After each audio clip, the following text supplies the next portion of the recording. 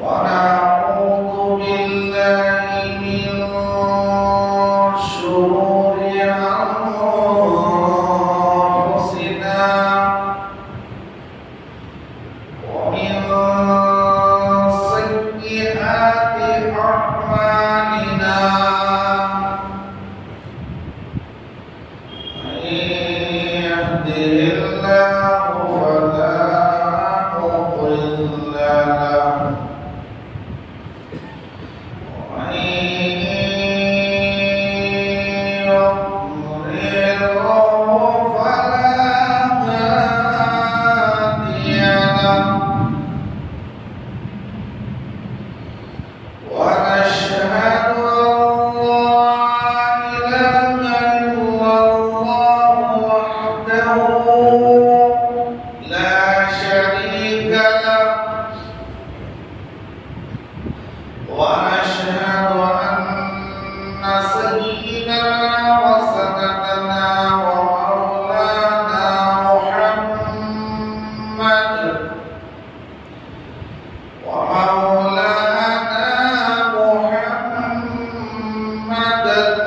عبده ورسوله أما بعد فأعوذ بالله من الشيطان الرجيم بسم الله الرحمن الرحيم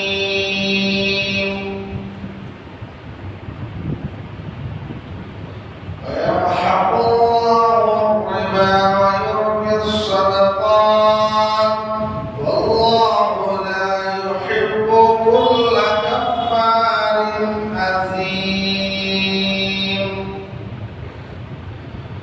وقال النبي صلى الله عليه وسلم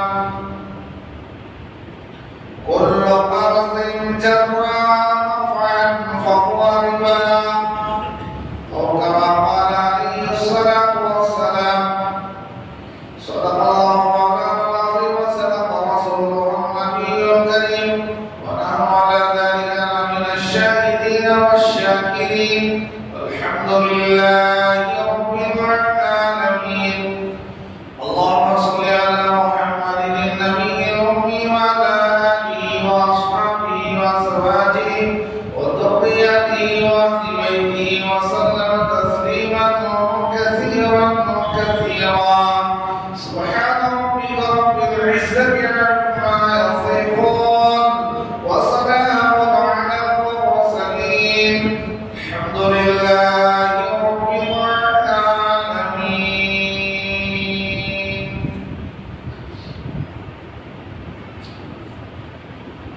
محترم हाज़िरीन बुजुर्ग और दोस्तों,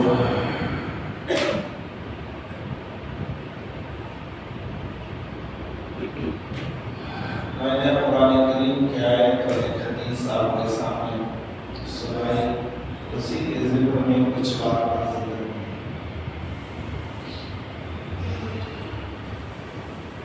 अल्लाह ताला कहता है यमहक़ुल्लाहु रिबा व युर्बि सदक़ात।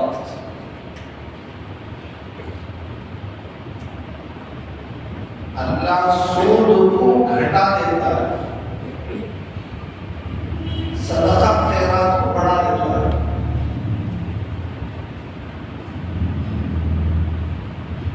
और हक नाफरमान और गुनाह करने वाले को अल्लाह कभी भी पसंद नहीं करता।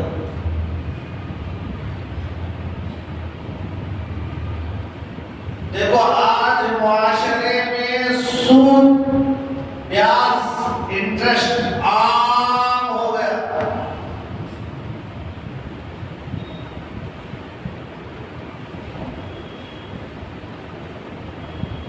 आदमी सूद को सूद ही नहीं समझ रहा।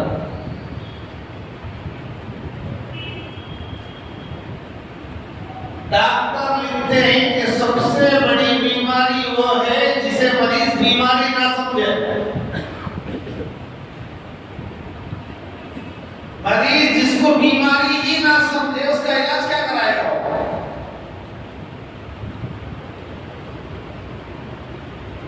बीमारी को मानेगा तो इलाज होगा, बीमारी को नहीं छुड़ाना है तो उसका लायक इलाज ही नहीं। लिहाजा सबसे बड़ी बीमारी वो है जिसे मरीज बीमारी ही ना समझे। आज हमारा हाल वही है। अल्लाह कहता है हम सूदखोर को खत्म कर देंगे। देखो, देखने के एतबार से सूद में, ब्याज में, इंटरेस्ट में पैसा आता है नहीं आता? आता है, मिलता है। सदकात खैरात करने में पैसा जाता है। अल्लाह के घर के लिए देते जा रहे हैं तो जेब खाली हो रहा है। ब्याज में पैसा आ रहा है, अल्लाह के रास्ते में खर्च करने में पैसा जा रहा है, तो अल्लाह कह रहा है हम सूद को घटा देंगे, सूदखोर को हलाक कर देंगे और सदका खैरात करने वाले को बढ़ा देंगे। तो जितना भी आ रहा है वो धोखा है। वो जितना भी ले रहे हैं, 100 पर इतना, 1000 पर इतना, ये सब धोखा है। अल्लाह कहता है खत्म कर देंगे, मिटा कर रख देंगे।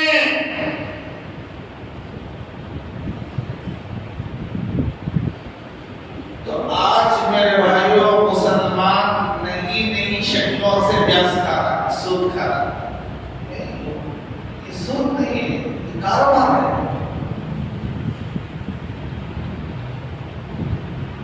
हजारों किस्म के बहाने बनाता है, लेकिन बचेगा अल्लाह से।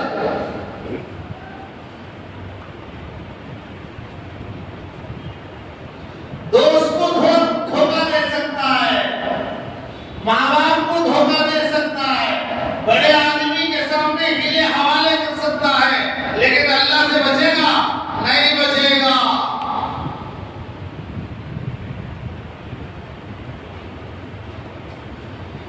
पहले जमाने में सूद के 3 तरीके थे, अहादीस से मालूम होता है।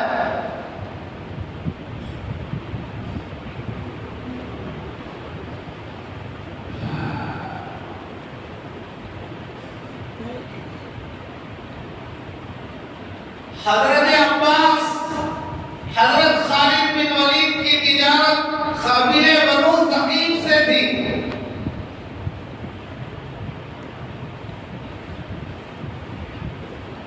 नफे में पार्टनर, नुकसान में नहीं। एलर्जी 1 लाख रुपए महीने को 10,000 दे दो। नहीं, मैं बिजनेस के वास्ते दिया हूं। 5,000 दे दो, तय कर रहा। नुकसान में जवाब नहीं। 1 साल के बाद मेरे लाख मुझे दिया था।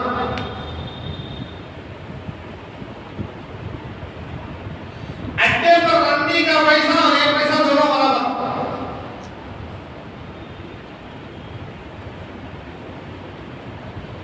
जिसे हिफाजत के लिए से आदमी देखेगा, वो जो पैसा कमा रही है वो, और ये हीले हवाले करके जो ले रहा है, ये दोनों एक। वो भी हराम, ये भी हराम। अल्लाह कहते हैं हम सूदखोर को खत्म कर देंगे।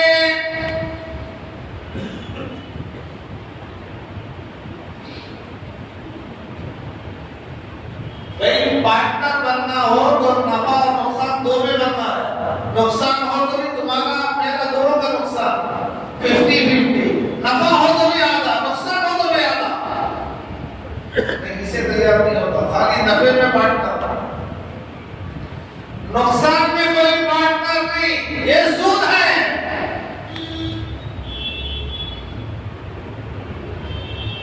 अल्लाह के रसूल ने फरमाया कुल्लु कर्ज़िन जर्रा नफअन फहुवा रिबा, हर वो कर्ज जिससे नफा उठाए वो सूद है।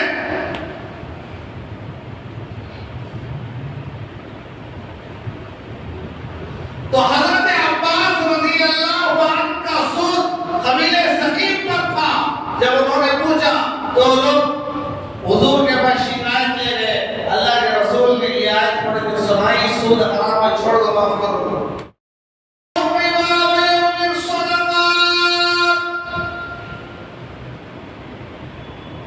अल्लाह सूद को मिटा देता है, घटा देता है, सूदखोर को खत्म कर देता है, सूदखोर को हलाक कर देता है, मुख्तलिफ किस्म की बीमारियों में मुलव्वस हो जाता है। अल्लाह को बहुत ना पसंद है भाई। हीले छोड़ दो, हीले नहीं चलेंगे, बहाने नहीं चलेंगे। सूद खाने वाला, ब्याज खाने वाला, खिलाने वाला, रहनुमाई करने वाला, देखो फला देती लोग को बोलने वाला, गंदे वाला देते, रहनुमाई करने वाला, गवाह बनने वाला, लिखने वाला, इन सब पर अल्लाह की लानत है।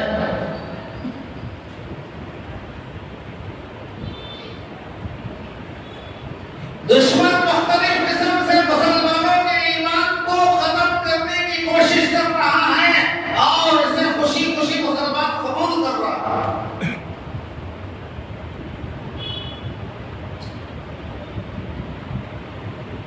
दो आदमियों से अल्लाह ने जंग का ऐलान किया है। कौन है वो जो अल्लाह से लड़े? है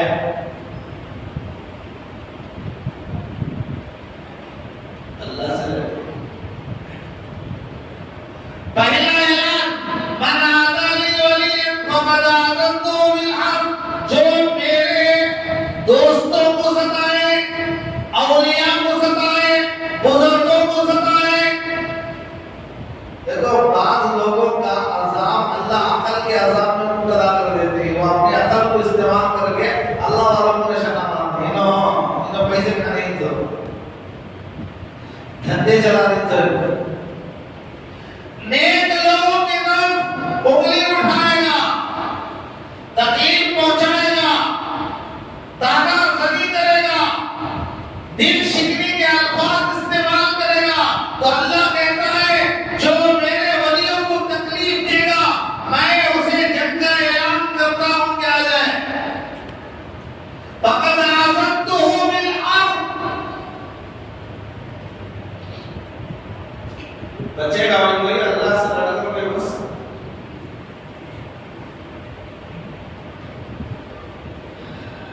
किताबों में लिखा है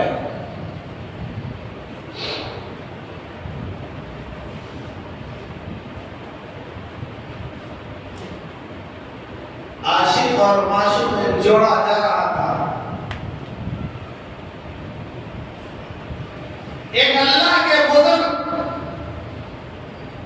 अल्लाह का वली रास्ते से आ रहा था। बारिश का जमाना है, नीचे कीचड़ है, आदमी कभी फिसल के खड़ाम से गिरता है। कोई जानबूझकर गिरता, कोई भी जानबूझकर नहीं गिरता, फिसलता गिर पड़ता। पैर फिसला गिर गया, पूरा एहतियात से चल रहा था कि फिसल न जाए, कहीं कीचड़ उड़ के मेरे लिबास पर ना पड़ जाए। कहता बेचारा आदमी नमाज में झुल्ली नहीं आना होगा, रिंगल्स नहीं आना होगा, कपड़े को उठाने को बैठता, रुकू में जाता, सजदा करता, अब कीचड़ में से छुड़ाता, कीचड़ के अंदर और पूरी एहतियात के साथ देख दिखाकर अपने जिस्म को बचाकर जाने की कोशिश करता, लेकिन उसके बावजूद कभी फिसल के गिर पड़ता।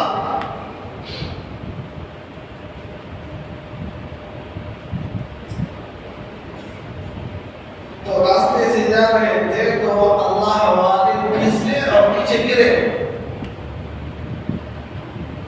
उनके गिरने की वजह से कीचड़ उड़कर उस लड़की के चेहरे पर लगा।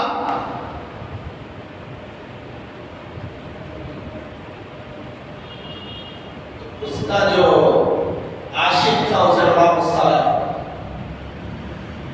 इसने मेरी महबूबा का पूरा मेकअप खराब कर दिया। घंटे घंटे ब्यूटी बाजार में हजारों के रुपए खर्च करते हैं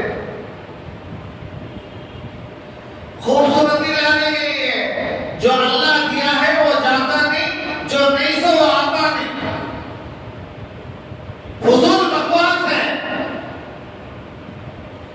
माल को जाया कर रहा है। कितनी लड़कियां लड़कों के पास जाकर खूबसूरती का मेकअप कराते हैं, कितने लड़के लड़कियों के पास जाकर खूबसूरती का मेकअप कराते हैं। ये गुनाह नहीं।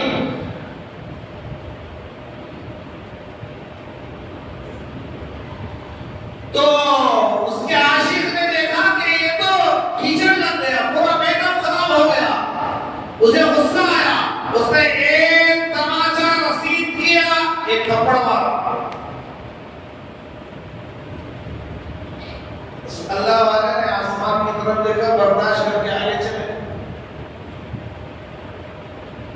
वे क्या करेंगे? बूढ़े आदमी है, जवान आदमी है, जानबूझकर गलती नहीं हुई, फिसल कर गिरे, चिकन हो गया, कोई उसके बस में थोड़ी था। अभी कुछ दूर गए थे, लड़की चलती हुई नीचे गिरी, सर के बल गिरी, सर पे चोट आई और वहीं इंतकाल हो गया। अभी चंद कदम पर वो जा रहे, इधर सर के बल गिरी और मर गई। लोगों ने कहा कि तुझने अल्लाह के वली को तकलीफ दी, नक़्द सजा मिल गई। जब आप माफी मांग ले, कहीं तुझ पर भी अज़ाब ना आ जाए।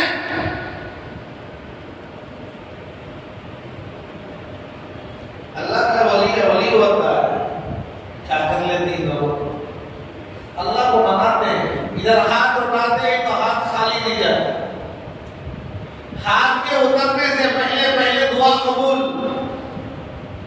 भागा हुआ गया, कहा हज़रत माफ कर दो, गलती होगी। हज़रत का बेटा भी उसी वक्त में माफ कर दिया। लेकिन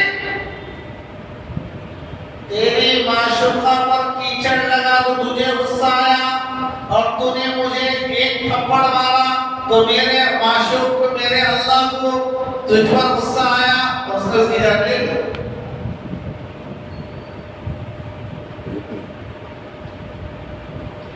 तो अल्लाह के वलियों को सताने वालों के साथ ऐलान जंग है एक। दूसरा, सूद खाने वाले के साथ ऐलान जंग है।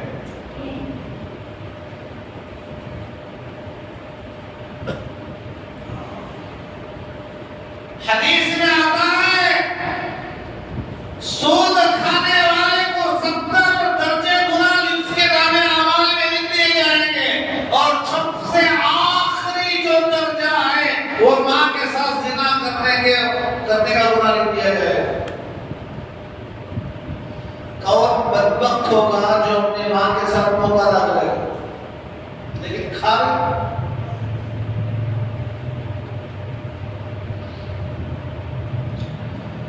कोई बात उनके कान के अंदर नहीं जा रही।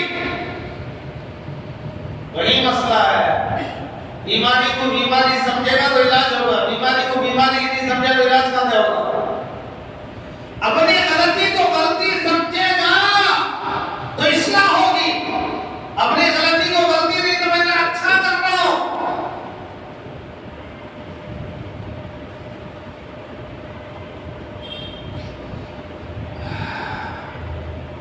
हज़रत जुनैद बगदादी रहमतुल्लाहि अलैह का एक मुरीद था।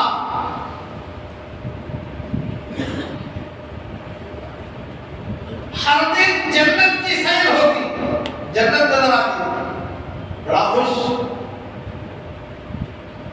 जन्नत के महल्लात देख रहे हैं, जन्नत की सैर कर रहे हैं, ख्वाब में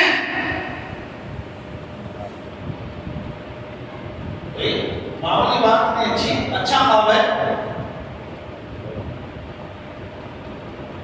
अब उसके अंदर घमंड आ गया, मैं तो हर दिन जन्नत को देखता हूँ, जन्नत की सैर करता हूँ, तफरी करता हूँ, जन्नत के महल्लात को देखता हूँ। तुम्हें देखती, तुम्हें कहा, हमें कहा।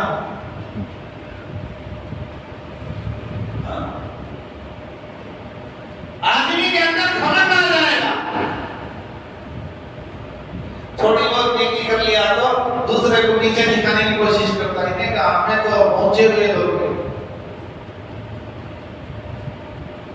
हकीर फकीर बेनमाजी हम नमाजी इतना बोल दिया तो गया।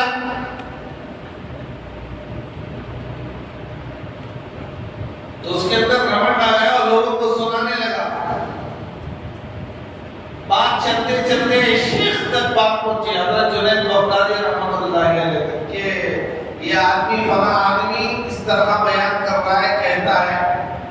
एक दिन वहां आया तो हजरत ने फरमाया कि वे किसी बात मत कर। अल्लाह वालों के समझाने का अंदाज अलग होता है। अगर किसी को बुरा लग जाए अलग बात है, दुखती नफ्स पर हाथ रख के समझाते हैं कि ये तरीका मुनासिब नहीं है। तो उसने बाहर आकर कहा मेरे शेख को भी मुझसे जलन हो गया, मैं उनसे आगे पहुंचूंगा, उनको रोज जन्नत देख रहा हूं। तो हजरत को भी जलन हो गया मेरे ऊपर।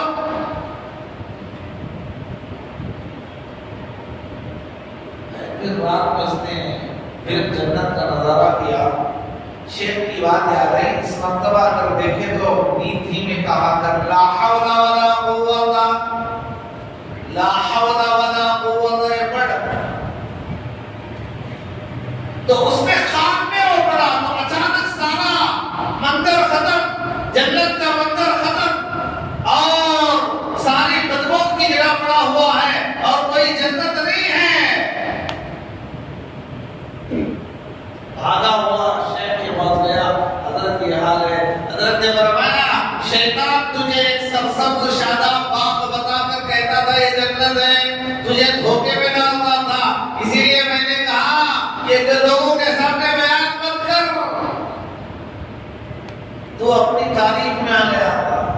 तो मेरे भाइयों अपनी गलती को मानोगे तो फिर इस्लाह होगी, गलती को नहीं मानना तो फिर इस्लाह नहीं होगी।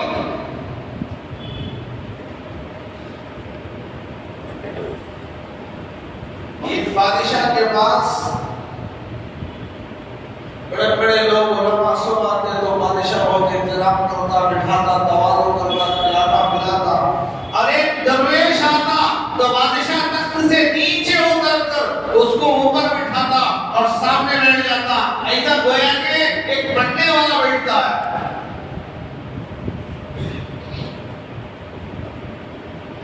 आदि ने बादशाह को पूछ लिया, बादशाह बड़े बड़े लोग आते हैं, इल्म वाले आते हैं, आप उनके लिए ऐसा काम नहीं करते, एक फकीर आदमी के साथ ऐसा काम करते हैं। तो बादशाह ने कहा ये सारे आने वाले मेरी गलती देखकर भी मुझे बताते नहीं, और ये फकीर आदमी जो भी गलती देखता है मुझे मुंह पर बताता है कि तुम ये जो कर रहे हो गलत कर रहे हो।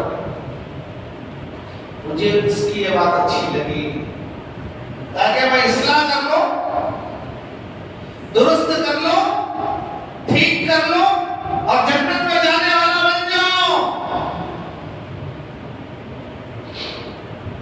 तो मेरे भाइयों गलती को गलती नहीं समझेगा तो फिर इस्लाह नहीं होगी, गुनाह को गुनाह नहीं समझेगा तो फिर इस्लाह नहीं होगी।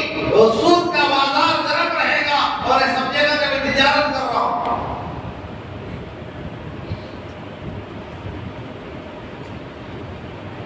सूद का एक दिरहम बोले तो 25-26 रुपए।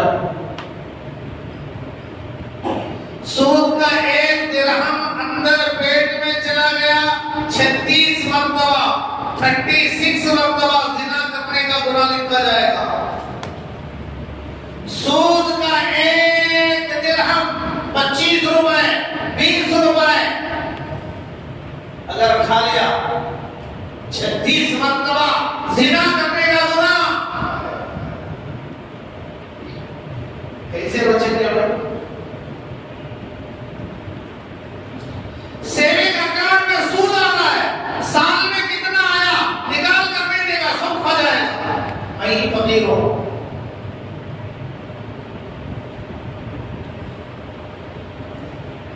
ये पैसे देके सूद लेके जो खा खाली ब्याज, वो भी ब्याज है। सेविंग अकाउंट में जो साल को 6 महीने को इतना बोल के जो आ रहा है वो भी ब्याज है, सूद है। उसका भी 1 पैसा 25 रुपए 20 रुपए खाने वाला 36 मरतबा जिना करने का गुनाह उसके नामे हमारे लिख दिया जाएगा।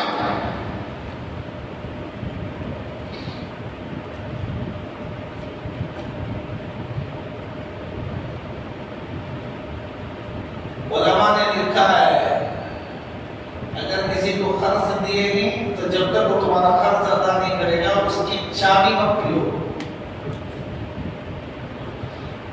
दावत तो दूर की बात, चादर मत पियो। आज क्या होगा, जिसे दिया है उसे सख्ती के साथ दावतें भी खिला रहा है, उन्हें चाबी पिलाना, दूसरी चीजें भी दिलाना। पैसे नहीं तो आदमी बोलेगा मैं खर्च दे रहा हूं, चलो माइनॉरिटी कराओ। सूद है, जिसे खर्च देकर उसके पैसों से खाना, ये सूद है। कुल्लु कर्ज़िन जर्रा नफ़अन फहुवा रिबा।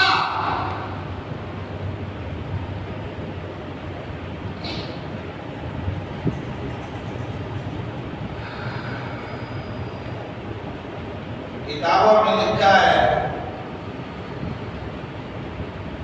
हज़रत उमर रज़ियल्लाहु अन्हु खलीफतुल मोमिनीन उमर बिन खत्ताब रज़ियल्लाहु ताला अन्हु किस दर्जे के सहाबी थे। हज़रत खालिद बिन वलीद रज़ियल्लाहु अन्हु का खजूरों का बाग था।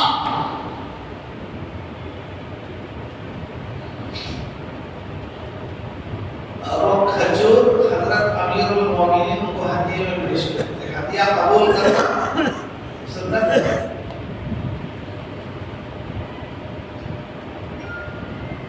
हदिया कबूल करने की इजाजत है, हदिया ले सकता है, खा सकता है। हदायत देने से मोहब्बत बढ़ेगी। तो हज़रत खालिद बिन वलीद खजूरों का हदिया पेश कर रहे हैं। हज़रत उमर फारूक ने मना किया, मुझे जरूरत नहीं। हज़रत खालिद बिन वलीद शर्मिंदा हो, मेरे बाप साहब खजूर, मेरी कमाई गलत नहीं, मेरा कारोबार गलत नहीं, मेरा बाप के अंदर जो फसल लग रही है उसमें कोई नाजायज चीज मिलावट नहीं, पाक साफ कमाई की फसल है। अमीरुल मोमिनीन लेने से इनकार कर रहे, क्या वजह है? उन्होंने पूछ दिया अमीरुल मोमिनीन इनकार क्यों कर रहे? हज़रत उमर ने फरमाया खालिद मैंने तुमको खर्च दिया है, जब तक मेरा खर्च अदा नहीं करोगे उससे पहले तुम्हारी कोई भी चीज खाना मेरे लिए सूद है। जिंदगियां बनाने के लिए एक वाकया काफी है।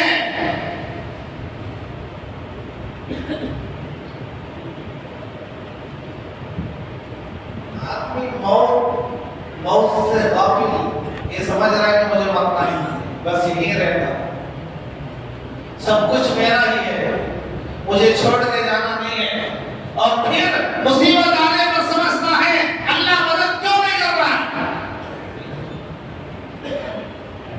ये कहां की अक्लमंदी है? ये तो दोगलापन है, ये मुनाफिकियत है। अपने अखलाक दुरुस्त नहीं, अपने किरदार दुरुस्त नहीं, अपना कारोबार सही नहीं, ग़िज़ा जो अंदर जा रही है वो हराम की है, तो फिर औलाद साले कहां से आएंगे? साबिर कलीरी कहां से पैदा होंगे? जुनैद बगदादी कहां से पैदा होंगे? टीपू शहीद कहां से आएंगे?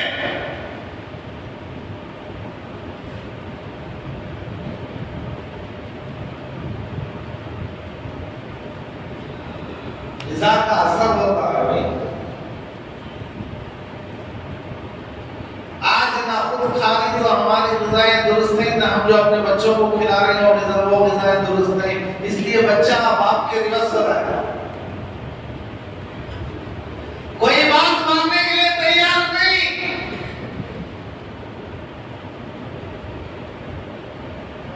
तो मेरे भाइयों, आज के दौर के अंदर नए नए तरीके से आदमी अल्लाह को नाराज करता जा रहा है, अल्लाह को नाराज करता हुआ जा रहा है, और ये समझता है कि मैं अल्लाह के करीब हो रहा हूँ। कभी 8 दिन में एक मरतबा जुमा में आ गया तो समझेगा कि मैं पक्का मुसलमान हूँ, जुमा पढ़ लिया, फजर पढ़ लिया।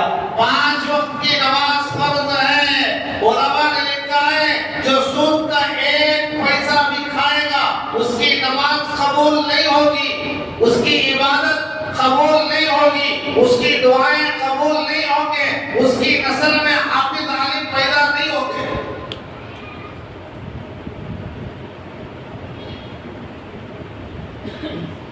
कितनी बड़ी सख्त वईद है।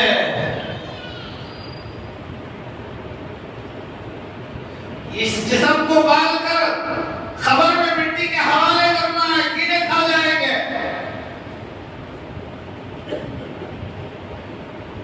ये 60-70 साल की जिंदगी अगर हमने अल्लाह को नाराज करके चला गया, जो काम करने थे वो किए नहीं, जो नहीं करना था वो कर लिए।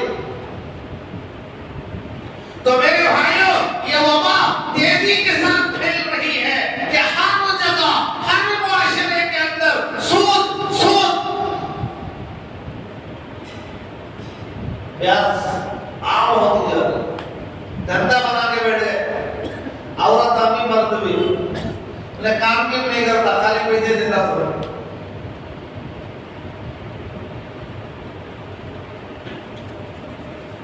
क्या हाल होगा? कोई नमाज कबूल नहीं, कोई दुआ कबूल नहीं, खानदान में कोई हाफिज आलिम पैदा नहीं होगा।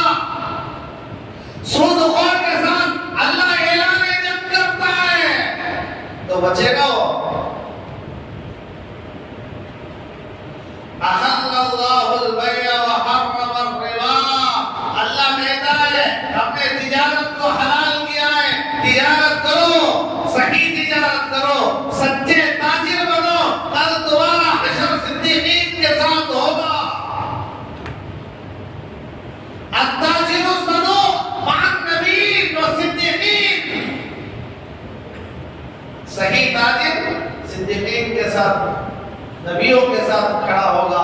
जो झूठा बनेगा, हराम को हलाल समझेगा, जो तिजारत नहीं है उसे तिजारत समझ के कर रहा है, सूद को तिजारत समझ गया, रिश्वत खाने को तिजारत समझ गया, ब्याज खाने को तिजारत समझ गया, अपनी अक्लमंदी समझ रहा है। मेरे भाइयों, ये हलाक करने वाली चीज है। अल्लाह कहता है वज़रो मा बक़िया मिनर रिबा इन कुंतुम मुमिनीन, अगर तुम्हारे अंदर ईमान है, अगर तुम ईमान वाले हो तो छोड़ दो, आज से कसम खा लो, भूखा मर जाएंगे लेकिन 1 रुपया सूद का नहीं खाएंगे। भाई कायनात को खिलाने वाला अल्लाह, हमने नहीं खिलाता। वमा मिन दाब्बतिन फिल अर्दि इल्ला अल्लाहि रिज़्क़ुहा,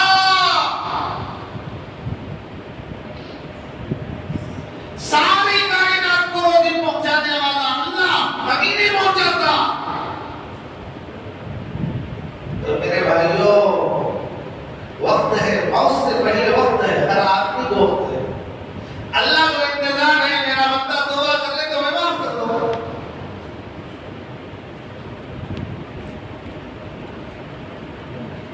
वमा रब्बुका बिज़ल्लामिल लिल अबीद, अल्लाह अपने बंदों पर जुल्म नहीं करेगा। कोई माफी मांगे, बदलना चाहे, अल्लाह माफ ना करे, ऐसा हो ही नहीं सकता। अल्लाह को तो इंतजार होता है, मेरे बंदे आ जाए।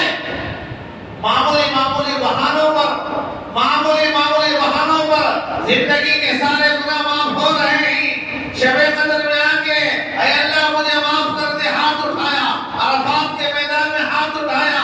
अल्लाह ने कहा अगर तेरे गुनाह रेत के जबरों के बराबर हो, दरख्त के पत्तों के बराबर हो, बारिश के खतरात के बराबर भी हो, मैंने माफ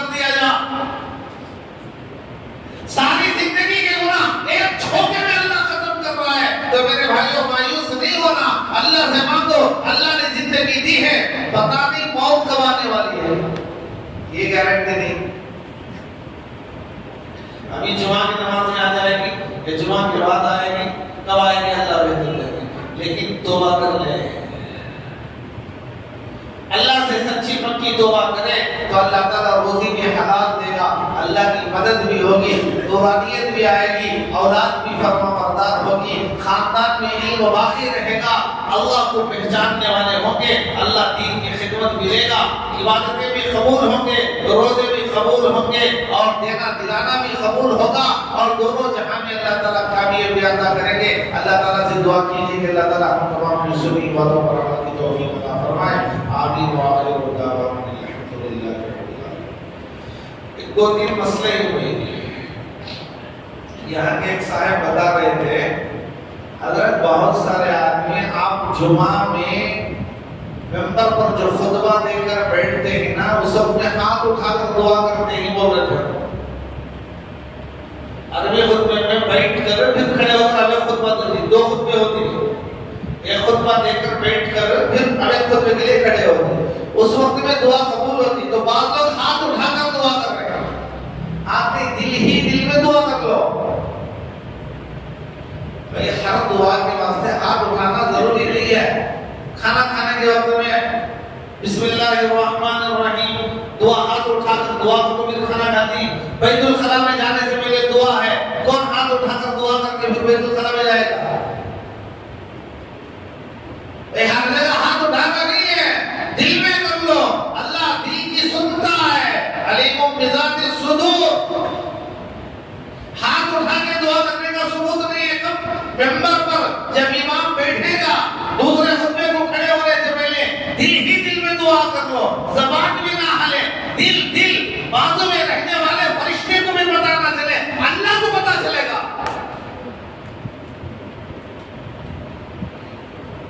तो मेरे भाई जो हाथ उठाकर दुआ कर रहे हो, तो गुजारिश है कि हाथ मत उठाओ, दिल ही दिल में दुआ करो, ठीक है भाई। और दूसरी बात वो बता रहे थे, बहुत सारे आदमी नमाज में खड़े तो आंगुलियां यूं रख लेती रहती हैं, मैं पहले भी मसला समझाया हूं, यूं रख लेती, कैसा रख लेती, रकात कैसा बांधना, खड़ा कैसा होना, मैं दोनों बातें रखा हूं। रकात बांधने के अंदर यूं तलवार हाजी साहब कत्ल करवा दूंगा पैसा डायरेक्ट रका, अल्लाह अकबर, नहीं भाई ये क्या कर रहा है, यूं पूरे उंगलियां किबले की तरफ हाथ के रकात बांधने के वक्त, खड़े होने के वक्त पैर के पूरे उंगलियां किबले की तरफ यूं नहीं करना,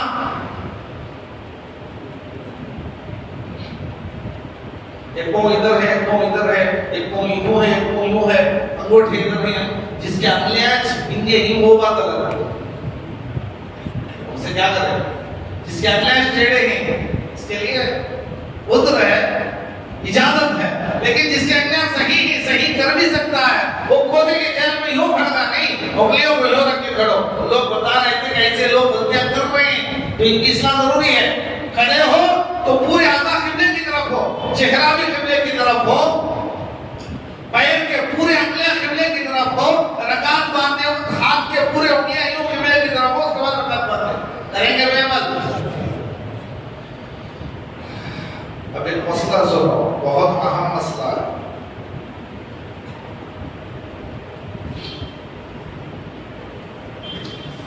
किसी भी नमाज में, यहाँ तक कि जनाजे की नमाज में, किसी भी नमाज, कोई भी नमाज, जनाजे की हो, ईदेन की हो, फर्ज नमाज हो, वित्र हो, कोई भी नमाज हो, सुन्नत हो, नफिल हो, कोई भी नमाज हो, अगर आदमी दर्द की वजह से, गम की वजह से, परेशानी की वजह से रो रहा है और वो आवाज बनकर आ रही है, तो नमाज फासिद होगी।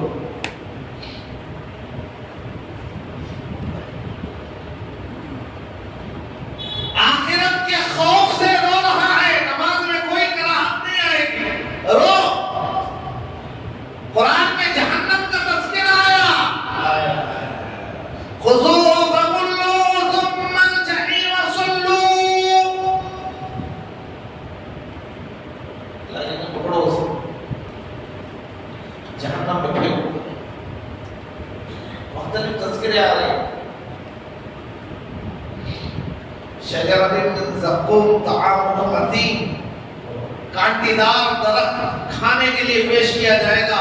जब वो खाएगा तो अंदर के आंत को खींच कर बाहर लाएगा। क्या हाल होगा?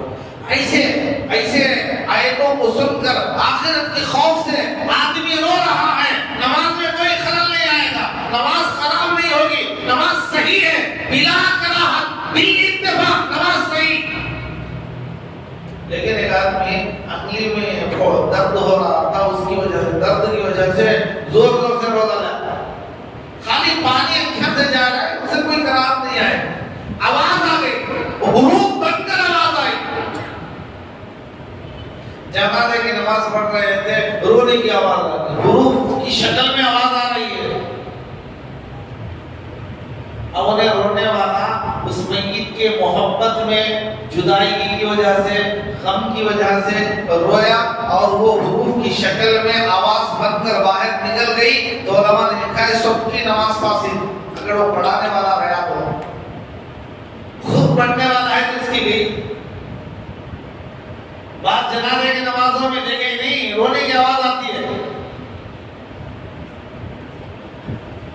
अगर वो आखिरत के खौफ से जा रहा है, खबर में सवाल के जवाब दे सकेगा नहीं दे सकेगा, इसकी खबर जन्नत है या जहन्नम है, ऐ अल्लाह तू बचा, आखिरत के खौफ से रो रहा है, कोई नमाज में कराहत नहीं। लेकिन कोई दर्द की वजह से, गम की वजह से, जुदाई की वजह से, मोहब्बत की वजह से अगर रो दिया और आवाज नहीं आई तो नमाज खराब नहीं होगी। रोया और आवाज हुरूफ बनकर आई तो फिर नमाज फासिद होगी, नमाज का असर न लौटाना पड़ेगा।